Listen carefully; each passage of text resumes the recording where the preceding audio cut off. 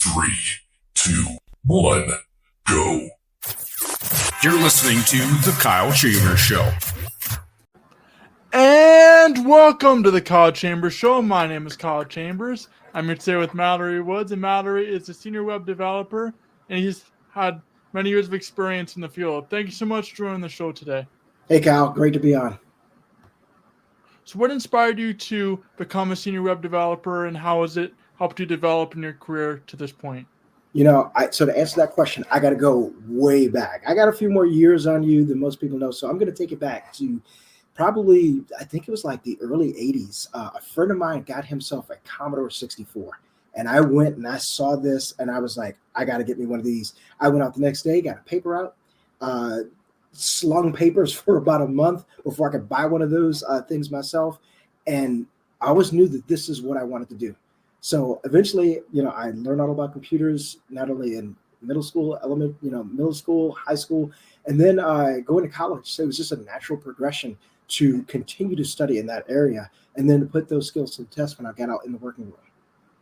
What are some of the unique challenges and opportunities that you have with the differences between working with government clients versus commercial clients?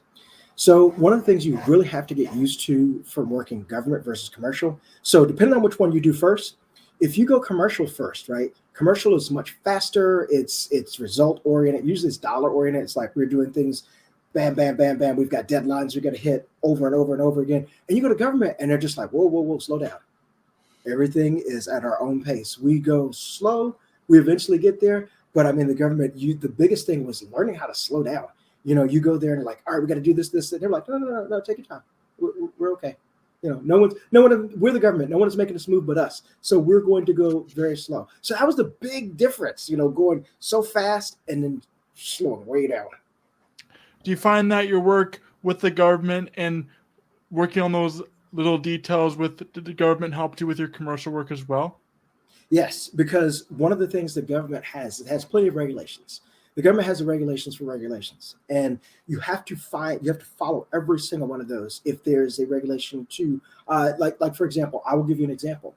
Back when the web was new, it's all visual. So eventually they said we need to make this for people that are visually impaired, or we need to do things. So we had to add alternative text so that if someone who maybe perhaps doesn't see too well, they can move their mouse over and they may have a speaking computer that describes what you put in that alternative text that says, this is a picture of a horse. So they can get in their mind, oh, okay, I know I get more what I'm looking at.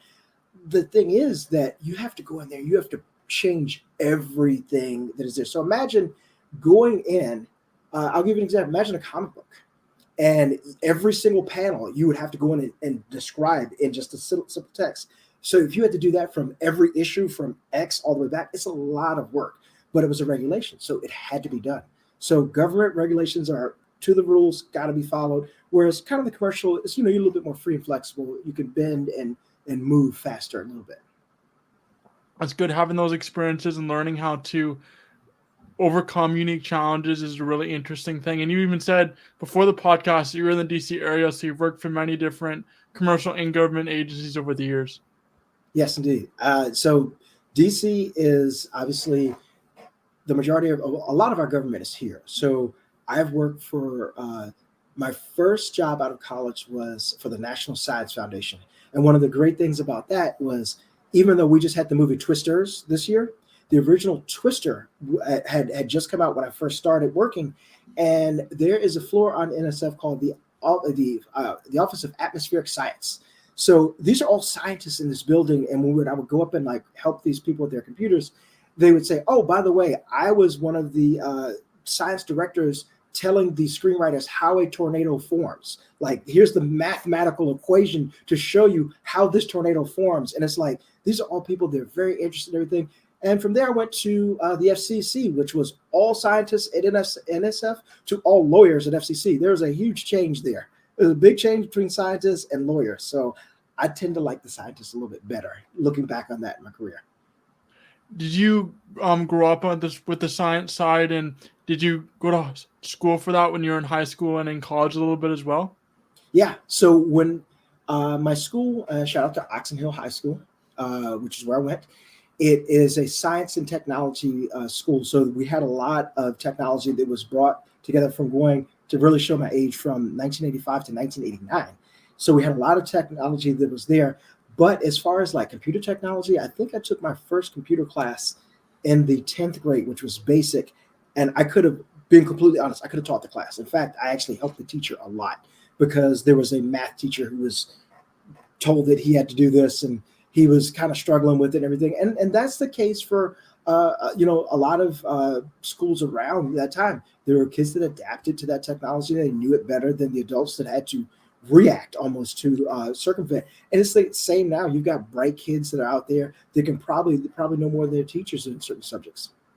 Yeah, I think in elementary school, and I didn't go to middle school because I come from kind of more of a country town up here in Canada, but kind of that primary school, middle school, and up into high school, you have some times where the subjects, the teachers aren't as advanced, but it's cool to go into the post-secondary system because you get to learn more about something you love, and the teachers more likely than not have a lot of experience in that particular subject, so they have as much as passion as you do, which is really awesome. Yeah, it's great because you have one of the things that's interesting is looking back. I actually posted to one of my teachers, who's my chemistry teacher. He had posted something saying, tomorrow, year 38 in education, 29 years teaching. And I remember he was a fresh-faced teacher right out of college. And I was like, man, I really enjoyed him teaching, that passion for teaching. And it's something from my mother, who was an educator for over 35 years. This is something that we always need. We always need teachers that are going to teach the next generation. And those people that love doing that, the passion is there. They really are a resource that we really should show more love to. With technological advancements, how has your job changed and evolved as computers have gotten smarter and more advanced with AI over the years? So that's a really big question, and AI is the buzzword of the year. I just came back from a conference. I came back from Black Hat, which is in Vegas. So if you want to Google that, it's one of the largest security conferences in the United States. And AI was everywhere. It comes up in meetings all the time, and usually people fit in three categories. They are curious about AI, meaning they have not done it at all. They are using it, or they refuse to use it. So they're in one of those three categories. But the interesting thing about it is actually discovering it is that really, if someone would have asked me in like the 90s, what do I think 2024 would be like? I'd be like, oh, we'd have this technology. Well, we definitely don't have what I thought we would have had now than I would have thought then. But AI is truly a technology that I guarantee you that within the next 5 to 7 years, you're going to have AI that is writing its own code. Now, the interesting thing about that is that we will not be able to read that code because we are the bottleneck. As humans, we have to write code that is translated either into bytecode or interpreted, depending on the language. But an AI would be able to write this straight into binary or language that we probably have never even heard of. But I tell you what, that language will be more efficient than anything that humans can write. Do you think it'll get to the point where AI is actually teaching humans and helping advance humans and kind of AI helping humans, or do you think that AI will just eventually take over? I think that as long as we have, I don't want to say control, but that's the word that comes to mind. I'll say barriers, but AI, in a sense, should supplement and help the human race. It would be the best thing, obviously, for us. If you think about it in terms of even using mathematical formulas to do cancer research and other digital research that we could actually combine for like biotech, that's huge because as humans we would do experiments and try a pathway, it didn't work, but we could do hundreds or even millions of these. That's where AI will essentially help in terms of medical field. And then we're not talking about like robots performing surgeries, even though that will happen as well. But there will be so many advances of more efficient use of energy, more efficient use of I mentioned before languages, but also concepts that we probably can't even think of that AI will lead us to. Yeah, and it's really interesting. I know that ChatGPT is something that's kind of a more commonly used thing. When I was in school, broadcast radio and creative content, they taught us how to use AI in a way that could help us, but they didn't want us to overuse it because you still want your creativity and things. That's more on the creative side of it. But I imagine for your job, you still want people in the field that are under you coming into the industry that still know what they're doing and don't rely too much on AI. You're exactly right. I mean, when I first came up, the chat GBT of the day was a huge manual that you had to go look up the problem in or try to find the answer. Or if you had someone with a lot of experience, you could ask them. I thought it was great just to have Google so that I could, hey, how do I fix this problem? And Google get me there. I did something a couple months ago. I used Copilot on one screen. I used ChatGPT on the other, and I gave it the same question. And between the two of them, I came up with an answer that was actually better than what I was trying to solve in the first place. So by using AI, in combination there, yeah, you want your developers, or you want think about it in terms of art. AI can make art. It absolutely can. However, is the art passion like a person with a brush or a pencil or an artist that paints? Is it going to be as passionate as a human? Now, it will be able to generate and create art faster than we can. So I guess in overall terms of just numbers, sure, it can get there, but where's the passion at? Yeah, absolutely. And it's finding that realm between humans and AI to make sure that they both work well hand in hand. I do like some of the programs that can make things faster, make video editing faster, and those things I think are really cool. And I think as long as we have the balance, it'll all work out. Exactly. I saw something, I think it was this year, where Adobe was showing AI in terms of, they just showed like a landscape, and they said, okay, well, can you add in a specific type of tree? And it redrew it, boom, it was right there, and it looked photorealistic. So, but also, let's talk about the darker side of AI. We're in an election year in the United States. What if all of a sudden you have a candidate that says something outrageous, whatever party you want, new party, this party, that party, but they say something that is completely outrageous against a certain group of people or against a certain topic, and people hear that, and we're a reactive society. We see something on our phones. Oh my gosh, I can't believe this person said that. Here's the proof right here. But then you go back to the person that supposedly said that, and you're like, I never said that. This is completely fabricated. We've got to get ahead of that in terms of being able to suss out deep fakes. First, it was with audio, where you could take a sample of someone's voice and within a reasonable probability almost fool listeners. I read an article about, there was a Zoom meeting that happened, and everybody had their cameras off, so it was just a name down here. And the security company came back and said, hey, that Zoom meeting with 3 people in it, one of those persons was AI, and the other people could not tell that it was completely manufactured. And AI could understand what was going on and follow the conversation and reply back. So that's a good thing in terms of us, but it's also very dangerous. So we have to be very cautious with that. I think also when it comes to looking through your phone, you really have to check your sources. So, for example, I'm a big sports fan. Up here in Canada, there's a lot of hockey, basketball, and such. And if it says AI fake just for fun or something right on the actual video, then that's pretty easy. But really, I think it's important now more than ever to actually check your sources. So if something is on a certain news site, was it actually a check mark? Well, even that is getting more and more lucrative. But things like that to help you get the best information you can, and think of the context of the information before spreading it as well. Trust but verify is the way to go. I mean, if you think about it, just a few years ago, less than 10 years ago, there will be something that you either want to repost to your social media or you're outraged at it and you're reposting it. And I've been guilty of it. I'll go back and I look and I'm like, oh, wow, that wasn't true. Let me go back and say, oh, wait, this wasn't true. But also, you think of debunking things like Snopes.com has a lot of things where like, hey, I heard a rumor about this star that such and such did X, Y, Z. And Snopes would go and do the research and say, this is not true, or this is partially true, or it's completely, or it is true. So yes, the answer lies within our hands to verify. You think about it, if it's almost like a good example is, would I do this in real life versus posting online? Would I go up and say, have a conversation with somebody and said, hey, I just heard, and repeat almost verbatim what you just posted. And then almost in the act of talking it out and hearing it, you're like, no, that doesn't sound right. Maybe I shouldn't post it. So, the burden is in our hands. Yeah, yes, absolutely. Also, being smart and looking at sources, looking at things, even looking on ticket sites, because it's so easy now for people to copy and paste tickets, copy and paste wherever. Even when I'm going through third-party ticket sites with my friends or buddies, I say to them, has this worked in the past? Has this worked before? Have you had problems with such and such a site to make sure that it'll actually be secure enough to use. You're absolutely right, and I actually just dealt with the situation. I've tried to educate my mother about, like, hey, when somebody calls you and this is the case, don't believe it. So, scams are rampant.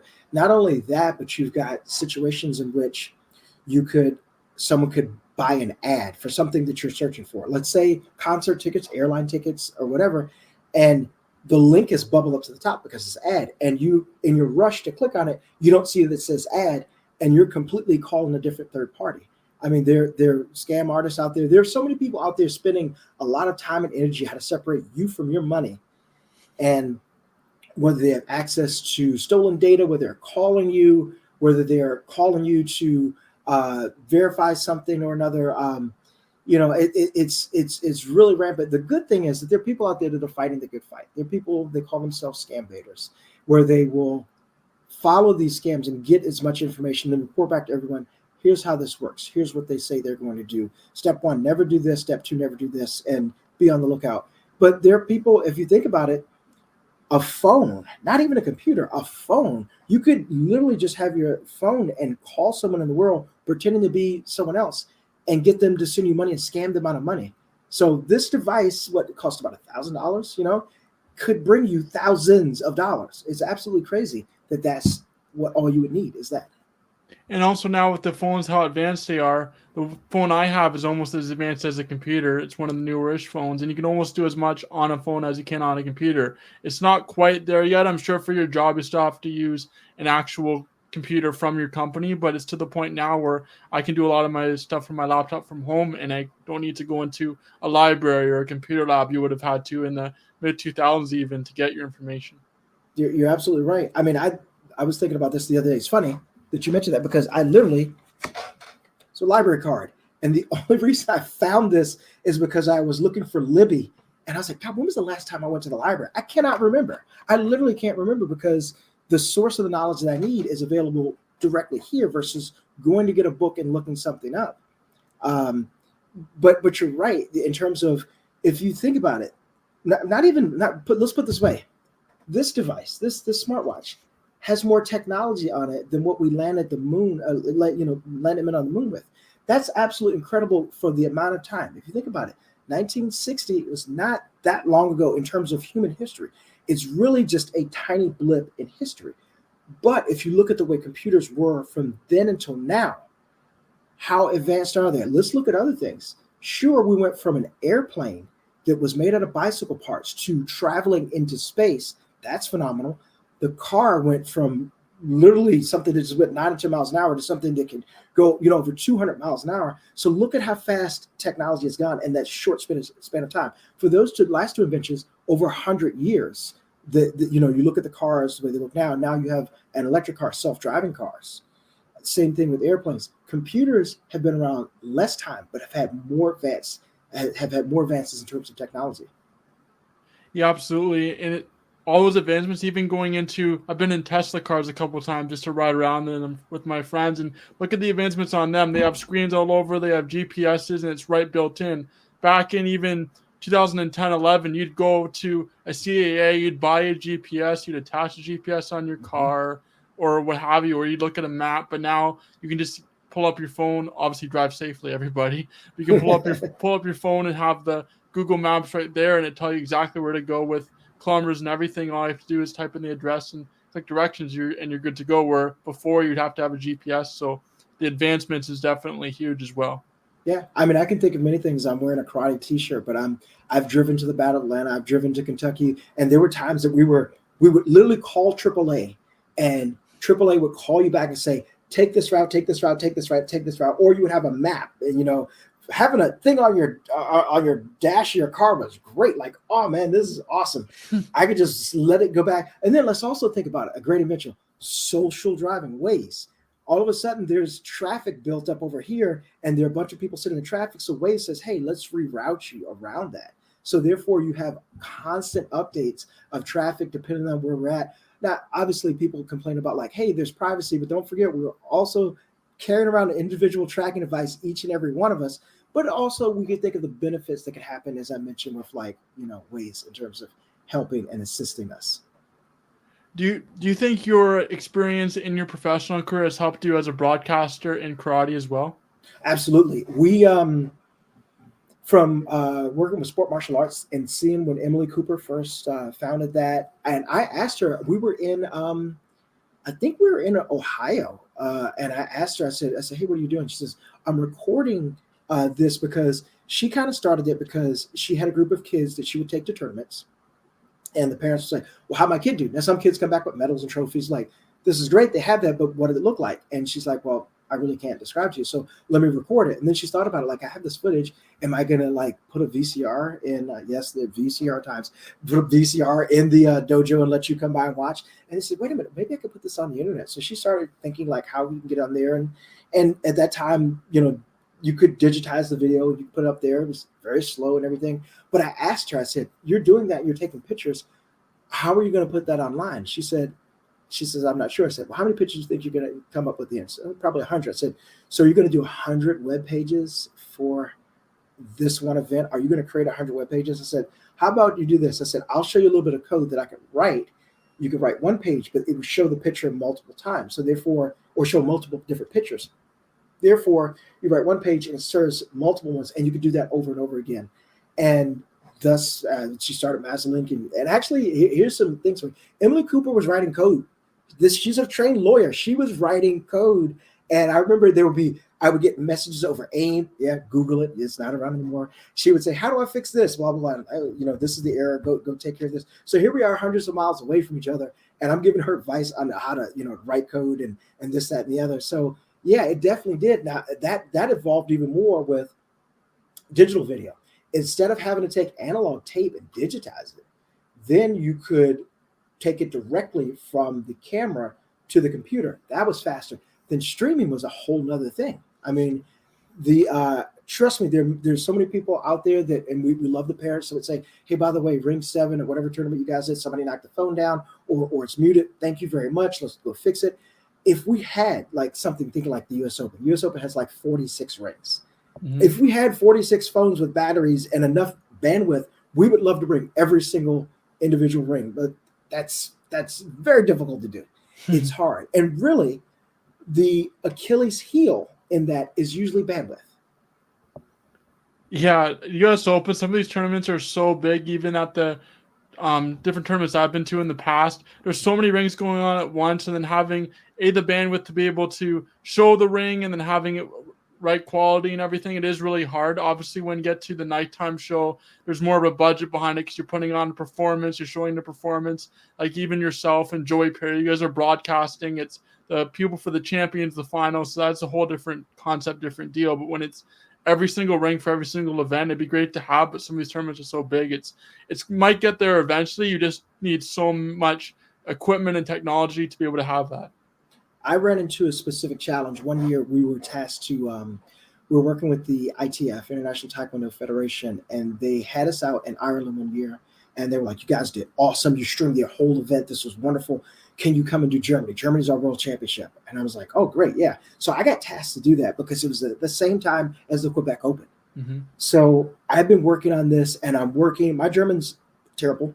So I'm working and translating back and forth, and I was like, "Where's this place going to be?" It's in the speed skating rink, which is kind of like a big oval. And I said, "Okay, this is great. I know the rings are over here at the top. Where does the internet come in the building? If it was a hose, where's the spigot?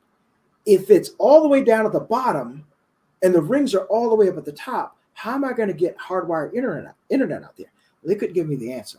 So I milled over this for a long time. I was trying to figure out what exactly to do. I want to be successful at it. And it was in a very tiny town in Germany. So if I needed supplies, I could not run out, jump on the Autobahn, which is fun to drive on, by the way. But I couldn't go jump out on the Autobahn and go pick up Ethernet cable. I couldn't go pick up this. So about 2 weeks before going out, I bought 10 50-foot Ethernet cables and connectors. And I said, this, by my measurement, because they sent me measures and I converted meters to feet because we're backwards in America. We haven't adopted the metric system. So I converted all that and I said, this should give me enough. And sure enough, the internet drop was way far away, but we were able to daisy chain and run internet connections all the way out. And we were able to stream to everybody. And it was truly a global viewing. I'm sitting there watching and I'm seeing people saying, I got up at 3:00 in the morning in Australia to watch my granddaughter. And there are people in Japan watching it, and Korea watching it, and all over Europe and all over the United States. And they were just so thankful that we were able to like bring this to them. So at least planning ahead, like any developer would, in this case, it was something physical, I was able to help get that done.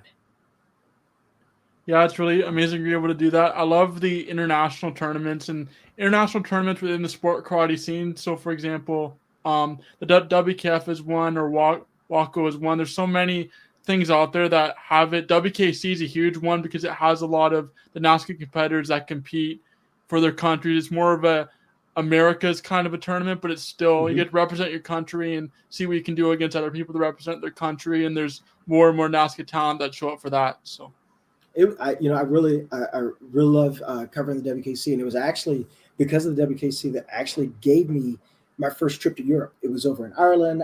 Emily asked me, hey, do you mind covering this? I said, absolutely, I'm going to go. And I fly over to Ireland. I've got all this camera equipment, still not the streaming stage yet. So I'm, recording and dumping cards and everything else. And I get to Ireland. I turn back right around and fly to England because I always wanted to go to England. I used to use these things called encyclopedias. Again, look it up. And I used to read about the Tower of London and blah, blah, blah. And I immediately go straight to England and watch all this stuff and then fly back in time for the tournament and cover it. And it was really cool. And the great thing about travel is that you really start to find out that there are people all over the world that live different lives than us, but this is home to them. And you understand the difference in their culture. And, probably one of the best things I did over in Ireland was to go to Dublin. And there was something at the Brazen Head called A Night of Food, Fun, and Fairies, in which they sang traditional Irish songs. They talked about the folklore of the leprechaun and the banshee. Most people think banshee is Scotland, but no, it's Ireland, and all this other stuff, and the tradition behind Ireland. It was great. It was like me.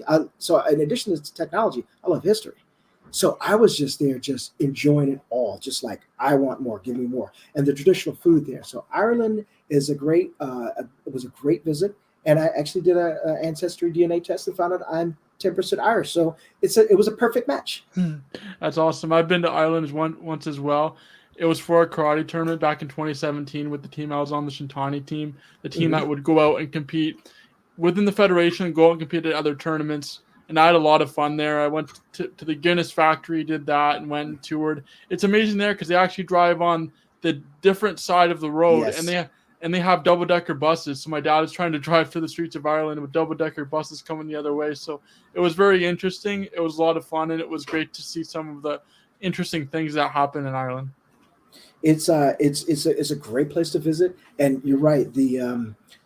You got to get used to the other side of the road. And another thing is that if you do rent a car, usually they drive sticks. Now I could drive a stick shift, but I'm used to shifting with my right hand and working the clutch with my left foot. Now imagine me had to work the clutch with my right foot. I was like, oh no, we're gonna have to get an automatic here. It's definitely interesting. So let me see. We got a visitor here, so I'm gonna make it. There we go. She just wandered in here. It's one of my three dogs. For people, Zoe. Yeah, people listening, he's got his dog, and it's really, really cool. So she wanted to come. It or not, this is a full-grown dog. I'll hold her up. She's fully grown. She's 8 years old, but a Jack Russell, the runt of the litter. But in her mind, she is a giant wolf. That is her mindset.